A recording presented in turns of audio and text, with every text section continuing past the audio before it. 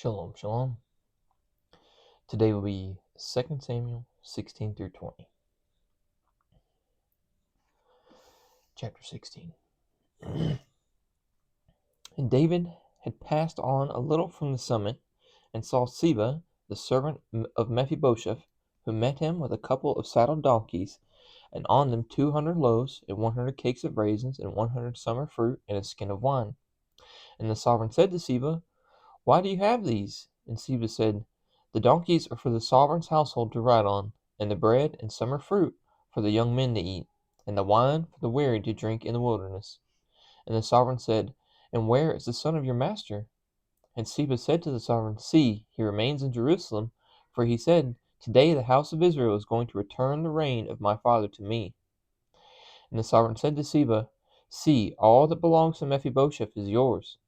And Siba said, "I have bowed myself. Let me find favor in your eyes, my master, O sovereign." And when sovereign David came to Bahurim, he saw a man from the clan of the house of Saul, whose name was Shimei, son of Gera, coming from there. He came out, cursing as he came. And he pelted with stones David and all the servants of sovereign David, and all the people and all the mighty men were on his right and on his left. And this is what Shimei said, and he cursed, as he cursed, get out, O man of blood, and man of Belial. Yahuwah has brought upon you all the blood of the house of Saul, in whose place you have reigned. And Yahuwah has given the reign into the hand of Absalom your son. And see, you are in your own evil, for you are a man of blood." And Abishai, son of Zeruiah, said to the sovereign, "Why should this dead dog curse my master the sovereign? Please, let me pass over and take off his head." I was honestly thinking that. I was like, wow, he threw stones at him and he's not dead? And the sovereign said, "What have I to do with you, you sons of Zeruiah? For let him curse, even because Yahuwah has said to him, 'Curse David.' And who should say, 'Why did you do that?'" And David said to Abishai and to all his servants, "See how my son, who came from my own body, seeks my life, and how much more now this Benjamite. Leave him alone and let him curse, for Yahuwah has spoken to him. If so be, Yahuwah does look on my affliction, and Yahuwah shall return good to me for his cursing today." And as David and his men went in the way, Shimei walked alongside him on the hillside and cursed as he went, and threw stones at him and kicked up dust. And the sovereign and all the people who were with him became very weary, and they refreshed themselves there. And Absalom and all the people, the men of Israel, came to Jerusalem, and Ahithophel was with them. And it came to be, when Hushai the Archite, the friend of David, had come to Absalom, that Hushai said to Absalom, "Let the sovereign live, let the sovereign live." And Absalom said to Hushai, "Is this your loving commitment to your friend? Why did you not go with your friend?" And Hushai said to Absalom, "No, I am for the one whom Yahuwah and his people and all the men of Israel has chosen, and with him I remain. And besides, whom should I serve? Should it not be before his son? As I have served before your father, so I am before you." And Absalom said to Ahithophel, "Give your advice. What should we do?" And goodness gracious, I've said it several times, and for some reason now I'm stumbling. And Ahithophel said to Absalom, Go into your father's concubines, whom he left to look after the house, and all Israel shall hear that you have made yourself a stench to your father, and the hands of all who are with you shall be strong."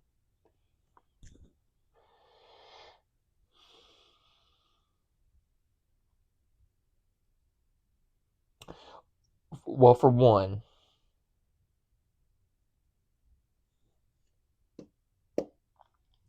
I am for the one whom Yahuwah and this people and all the men of Israel have chosen. I don't care about these two. I only care about this one. Maybe that's just me. Maybe I'm wrong for that. I don't know. But that's some terrible advice. It was like, yeah, hopefully you give some bad advice. That's some bad advice. Don't do that. So they pitched a tent for Absalom on the top of the house, and Absalom went into his father's concubines before the eyes of all Israel. Wow. Wow. Don't do that.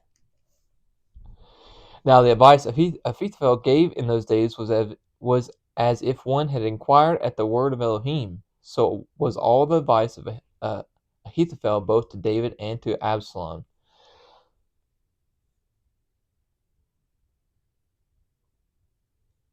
Was as if one had inquired at the word of Elohim. As if. And Ahithophel said to Absalom, "Please let me choose 12,000 men, and let me arise and pursue David tonight, and come upon him while he is weary and weak, and I shall make him afraid, and all the people who are with him shall flee, and I shall strike the sovereign alone, and bring back all the people to you. When all return except the man whom you seek, all the people should be at peace." And the saying pleased Absalom and all the elders of Israel. But Absalom said, "Now call Hushai the Archite also, and let us hear what he says too." And Hushai came to Absalom, and Absalom spoke to him, saying, "Ahithophel has spoken according to this word. Should we do as he says? If not, speak up." And Hushai said to Absalom, "The advice that Ahithophel has given is not good at this time." And Hushai said, "You know your father and his men, that they are mighty men, and they are as bitter in being as a bear robbed of her cubs in the field. And your father is a man of battle, and would not spend the night with the people. See, by now he is hidden in some pit or in some place, and it shall be, when some of them fall at the first, that whoever hears it shall say, There has been a slaughtering among the people who are following Absalom. And even he who is brave, whose heart is like the heart of a lion, would utterly melt. For all Israel knows that your father is a mighty man, and those who are with him are brave men. But I advise, let all Israel without fail be gathered to you, from Dan to Beersheba, as numerous as the sand by the sea, and that you yourself go to battle. And we shall come upon him in some place where he is found, and fall on him as the dew falls on the ground, and there be left of him and all the men with him not even one. And if he withdraws into a city, then all Israel shall bring ropes to that city, and we shall pull it into the wadi until there is not one small stone found there. Absalom and all the men of Israel then said, The advice of Hushai the Archite is better than the advice of Ahithophel, for Yahuwah had ordained to nullify the good advice of Ahithophel for the sake of Yahuwah bring evil upon Absalom.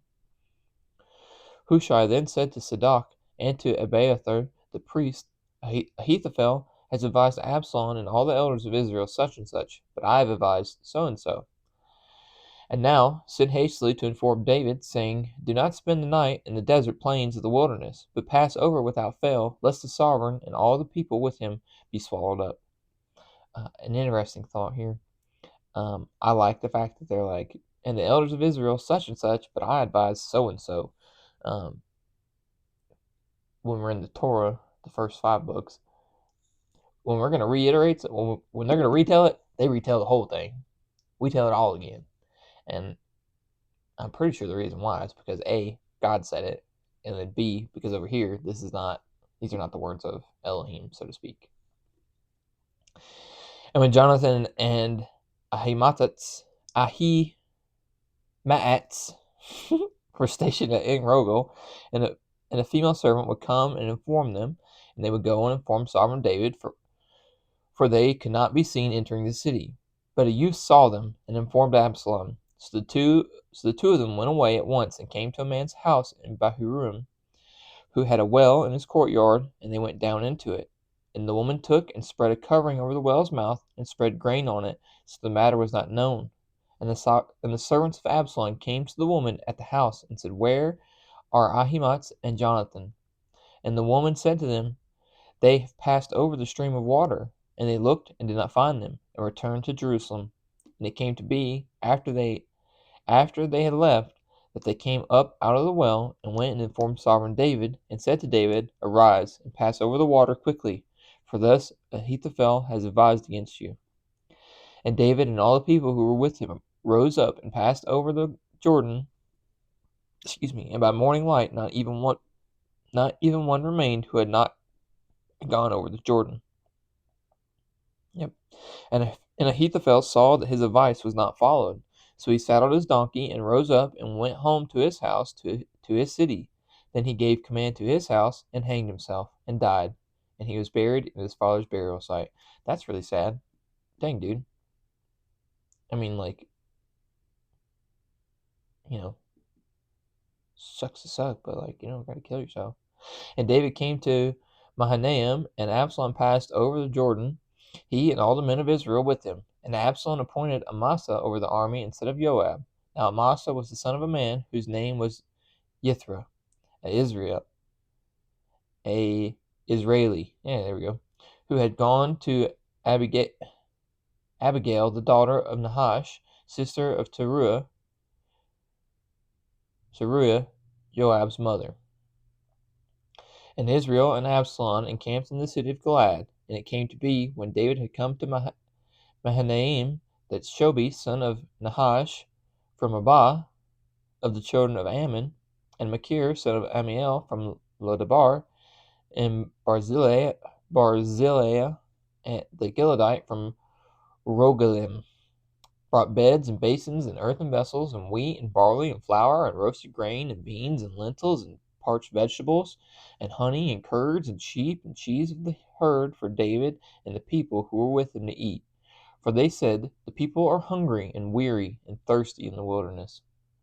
And David mustered the people who were with him, and set commanders of thousands and commanders of hundreds over them. And David set out 1/3 of the people under the hand of Joab, and 1/3 of the hand of Abishai son of Zeruiah, Joab's brother, and 1/3 under the hand of Ittai the Gittite. And the sovereign said to the people, I shall certainly go out with you too. But the people answered, Do not go out. For if we flee away, they would not set heart upon us. Even if half of us die, they would not set heart upon us. For now 10,000 are like us. Therefore it is better for you to support us from the city. And the sovereign said to them, That which is good in your eyes, I do. And the sovereign stood beside the gate, and all the people went out by hundreds and by thousands. And the sovereign ordered Joab and Abishai and Ittai, saying, Be gentle with the young man Absalom for my sake. And all the people heard when the sovereign gave all the commanders orders concerning Absalom.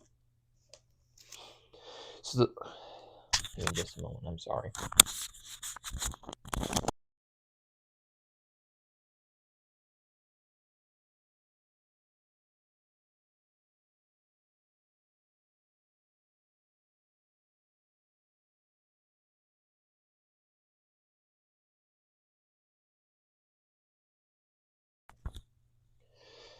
Okay. So the people went out into the field to meet Israel, and the battle was in the forest of Ephraim. The people of Israel were smitten there before the servants of David, and the slaughter there that day was great, 20,000. And the battle there was scattered over the face of all the land, and the forest devoured more people that day than the sword devoured. And the forest devoured, wow. I wonder if that means like lions, tigers, and bears, oh my, or, traps. I don't know. Interesting thought.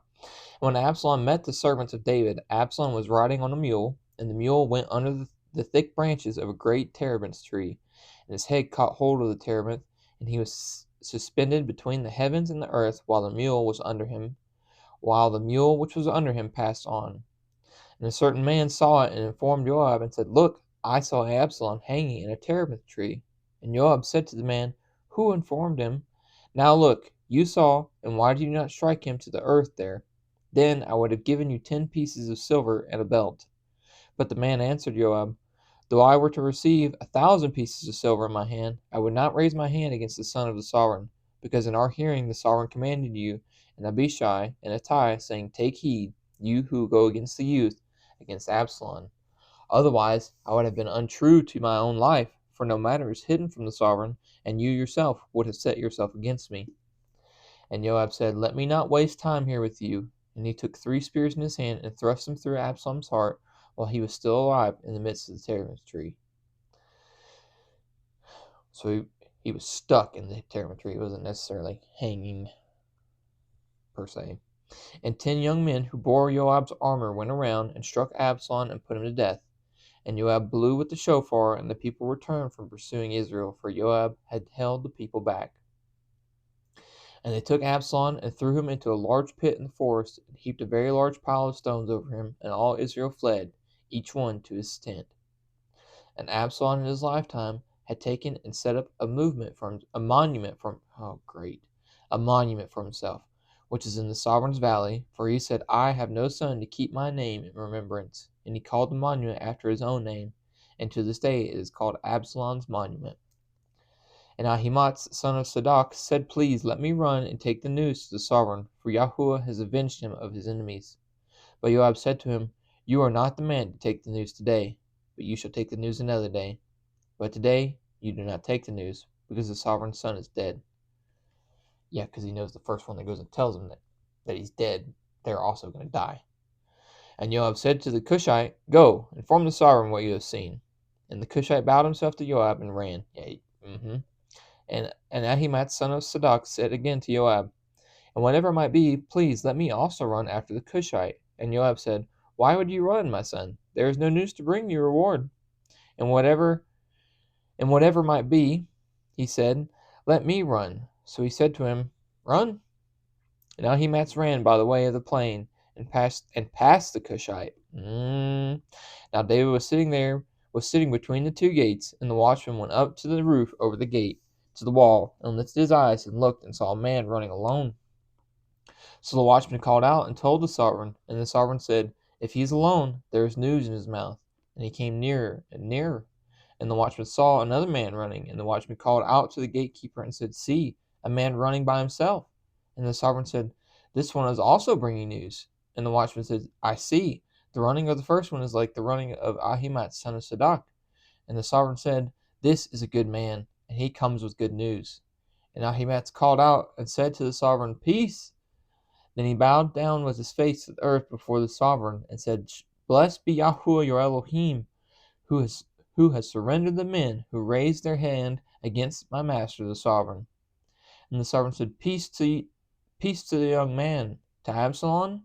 And Ahimaaz answered, When Joab sent the sovereign's servants to me, to your servant, I saw a great crowd, but I did not know why. And the sovereign said, Turn aside and stand here. And he turned aside and stood still. And see, the Cushite came. And the Cushite said, Receive news, my master the sovereign, for Yahuwah has avenged you this day of all those who rose against you. And the sovereign said to the Cushite, Peace to the young man, to Absalom. And the Cushite answered, Let the enemies of my master the sovereign, and all who rise against you for evil, be as that young man is. And the sovereign was shaken, and went up to the room over the gate, and wept. As he went, he said this, Oh, my son Absalom, my son Absalom, if only I had died instead of you. Oh, Absalom, my son, my son. And it was reported to Joab, See, the sovereign is weeping and mourning for Absalom. So the deliverance that day was turned into mourning for all the people. For the people heard on that day, saying, The sovereign has been grieved for his son. And the people stole back into the city that day, as people who were ashamed steal away when they flee in battle. And the sovereign covered his face, and the sovereign cried out with a loud voice, Oh, my son Absalom! Oh, Absalom, my son, my son. And Joab came into the house to the sovereign, and said, Today you have put to shame all your servants who today have saved your life, and the lives of your sons and daughters, and the lives of your wives, and the lives of your concubines, by loving those who hate you, and by hating those who love you. For you have made it clear today that you have neither commanders nor servants. For today I know that if Absalom had lived, and all of us had died today, then it would be right in your eyes. Oof. I don't necessarily think he's going from that direction. I mean, that's his son on one hand.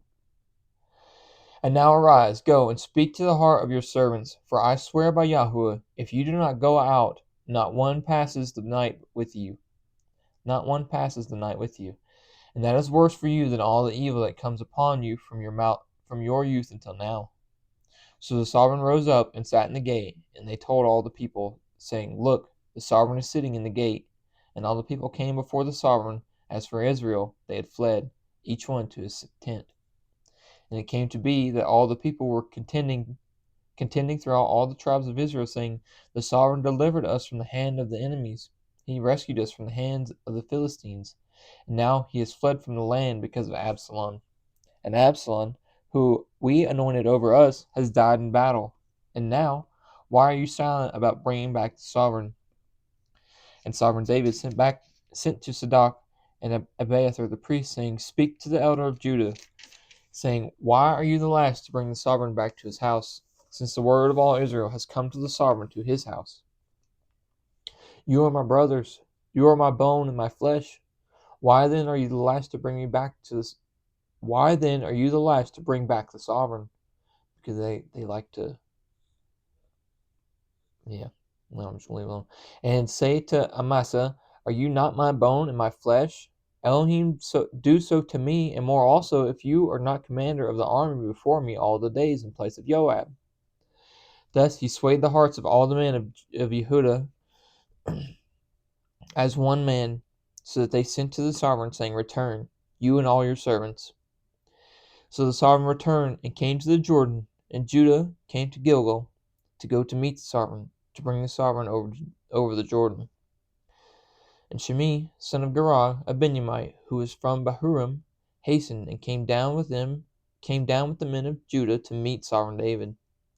And with him were 1,000 men of Benjamin, and Seba, the servant of the house of Saul, and his 15 sons, and his 20 servants with him. And they rushed over the Jordan before the sovereign. And they passed over the ford to bring over the sovereign's household, and to do what was good in the eyes. And Shimei, son of Gera, fell down before the sovereign when he had passed over the Jordan, and said to the sovereign, "Do not let my master reckon crookedness to me. Neither remember what wrong your servant did on the day that my master the sovereign left Jerusalem, that the sovereign should take it to heart. For I, your servant, know that I have sinned. And see, I have come today, first of all the house of Joseph, to go down to meet my master the sovereign." And Abishai, son of Zeruiah, answered and said, Should Shimei not be put to death for this, because he cursed the anointed of Yahweh? And David said, "What have I to do with you, the son of Zeruiah, that you are to be adversaries to me today? Should any man be put to death in Israel today? For do I not know that I am sovereign over Israel today?" So the sovereign said to Shimei, "You do not die." And the sovereign swore to him. And Mephibosheth, son of Saul, came down to meet the sovereign, and he had not attended to his feet, nor trimmed his mustache, nor washed his garments from the day the sovereign went away until the day he came back in peace. And it came to be, when he had come to Jerusalem to meet the sovereign, that the sovereign said to him, "Why did you not go with me, Mephibosheth?" And he answered, "My master, O sovereign, my servant deceived me. For your servant said, I am saddling a donkey for myself to ride on it and go to the sovereign, because your servant is lame. And he spoke slander against your servant to my master the sovereign. But my master the sovereign is a messenger of Elohim. Therefore, do what is good in your eyes. For all of my father's house were but dead men before my master the sovereign. Yet you set your servant among those who eat at your own table. Therefore what right have I still to cry out any more to the sovereign?" Then the sovereign said to him, "Why do you speak any more of your matters? I have said, You and Sheba share the land." And Mephibosheth said to the sovereign, "Rather let him take it all, since my master the sovereign has come back in peace to his own house." And Barzillai the Gileadite came down from Rogelim, and passed over the Jordan with the sovereign to send him on his way over the Jordan. And Barzillai was a very aged man, 80 years old, and he had sustained the sovereign while he was dwelling at Mahanaim, and he was a very rich man. And the sovereign said to Barzillai, "Pass over with me, and I shall provide for you with me in Jerusalem." But Barzillai said to the sovereign, "How many are the days of my life, that I should go up with the sovereign to Jerusalem? I am now 80 years old. Do I discern between the good and evil? Does your servant taste what I eat or what I drink? Do I still hear the voice of singing men and singing women? Why then should your servant be a further burden to my master the sovereign? Your servant would only pass over the Jordan with the sovereign for a short distance, and why should the sovereign repay me with such a reward? Please let your servant return back again and die in my own city, near the burial site of my father and mother. But here is your servant Kimham. Let him pass over with my master the sovereign, and go and do for him what is good in your eyes. And the sovereign answered, Kenham is passing over with me, and let me do for him what is good in your eyes. Now whatever you choose for me, I do for you. Then all the people went over the Jordan, and when the sovereign had passed over, the sovereign kissed Barzillai and blessed him, and he returned to his own place. And the sovereign passed over to Gilgal, and Kimham passed over with him. And all the people of Judah brought the sovereign over, and also half the people of Israel. And see, all the men of Israel were coming to the sovereign. And they said to the sovereign, Why have our brothers, the men of Judah, stolen you away and brought the sovereign and his household and all David's men with him over the Jordan? And all the men of Judah answered the men of Israel, Because the sovereign is our relative. And why are you displeased over this matter? Have we at all eaten at the sovereign's cost, or has he given us any gift? And the men of Israel answered the men of Judah and said, We have 10 parts in the sovereign, and in David too. We have more than you. Why then did you despise us? Was it not our advice first to bring back the sovereign? But the words of the men of Judah were harsher than the words of the men of Israel. And there came to be a man, Belial, whose name was Sheba, son of Bichri, a Benjamite. And he blew with the shofar, and said, We have no part in David, nor do we have inheritance in the son of Yishai. Each one to his tents, O Israel. I'm sorry, I need a sip.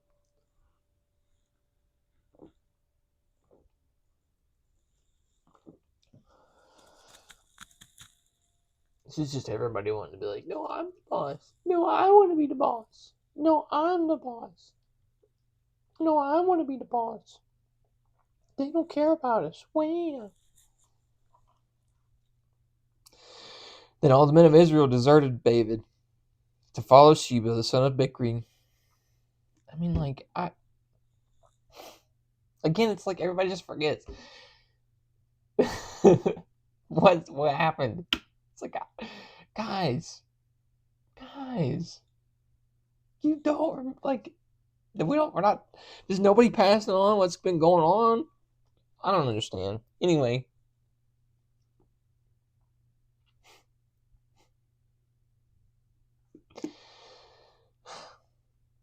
Then all the men of Israel deserted David to follow Sheba, the son of Bichri. But the men of Judah, from the Jordan as far as Jerusalem, clung to their sovereign. And David came to his house at Jerusalem. And the sovereign took the 10 women, his concubines, who he had left to look after the house, and put them in a protected house, and supported them, but did not go into them. So they were shut up to the day of their death, living in widowhood. And the sovereign said to Amasa, Call the men of Judah for me within 3 days, and be present here yourself. And Amasa went to call the men of Judah, but he delayed longer than the appointed time which David had appointed him. And David said to Abishai, Now Sheba, son of Bichri, is going to do us more evil than Absalom. Take the servants of your master and pursue him, lest he find for himself walled cities and escape us. Then the men of Joab went out after him with the Kerethites and the Pelethites, and all the mighty men, and they went out of Jerusalem to pursue Sheba, son of Bichri. When they were near the large stone which is in Gibeon, Amasa came before them, and Joab was dressed in battle armor, and on it was a girdle with a sword fastened in sheath at his hips. And as he went forward, it fell out. And Joab said to Amasa, Peace, my brother. And Joab took Amasa by the beard with his right hand and kissed him.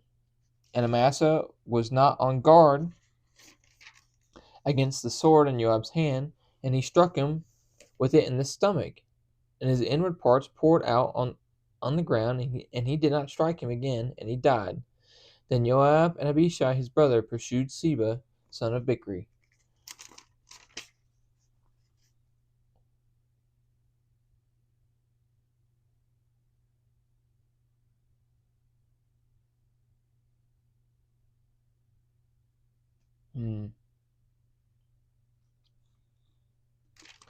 Amasa.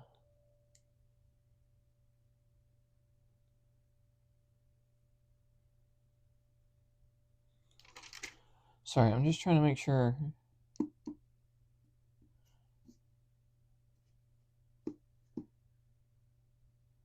I'm not really digging Joab. Maybe I'm wrong.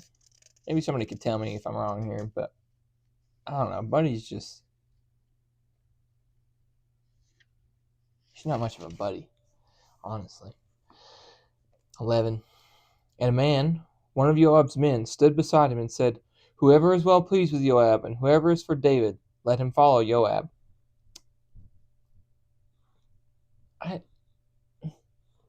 And Amasa, I don't know. Am I missing something?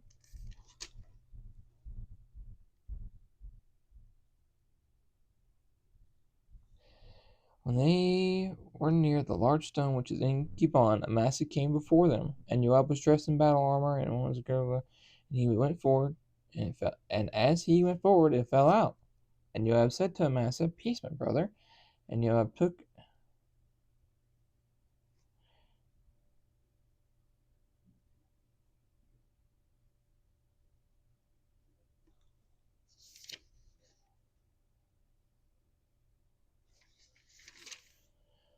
his hand, and he struck him with it on the stone, and the parched poured.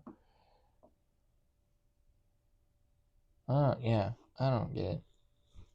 And Amasa was rolling in his blood in the middle of the highway, and the man saw that all the people stood still, so he moved Amasa from the highway to the field, and threw a garment over him, when he saw that everyone who came upon him halted. When he was removed from the highway, all the men passed on after Joab to pursue Sheba, son of Bichri. And he passed over through all the tribes of Israel to Abel, to Beth Maacah, and to all the Berites. And they were assembled and went after him too. And they went and besieged him in Abel of Maacah, and they cast up a siege mound against the city, and it stood in a rampart, and all the people who were with Joab battered the wall to throw it down. Then a wise woman called out from the city, "Listen, listen, please say to Joab, 'Come nearby so that I speak to you.' And he came near to her, and the woman said, 'Are you Joab?' And he answered, 'I am.' Then she said to him, 'Listen to the words of your female servant.' And he answered, 'I am listening.'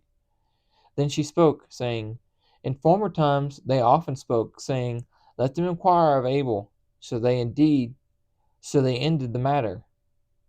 I am of the peaceable and trustworthy ones of Israel. You seek to destroy a city and a mother in Israel. Why do you swallow up the inheritance of Yahweh?' And Joab answered and said, 'Far be it. Far be it from me to swallow up, or to destroy. That is not the case. But a man from the mountains of Ephraim, Sheba, son of Bichri by name, has raised his hand against the sovereign, against David. Hand him over, him alone, and I withdraw from the city.'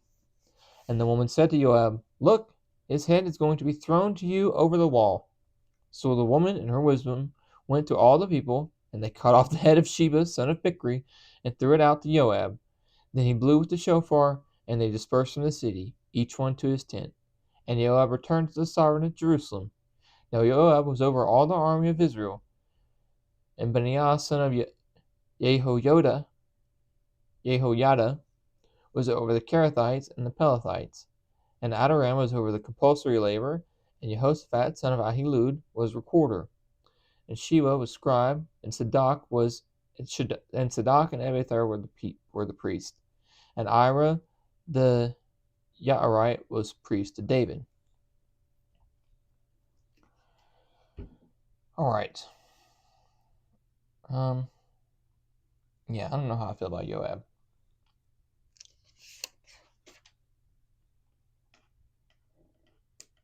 He's been questionable for me.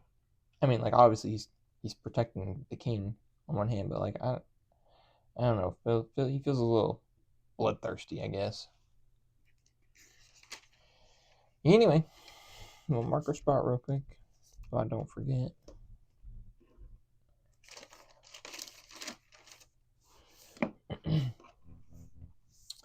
As always, may Yahuwah bless you and guard you. Yahuwah make his face shine upon you and show favor to you. Yahuwah lift up his face upon you and give you peace. Thus they shall put my name on the children of Israel, and I myself shall bless them. Shalom, shalom.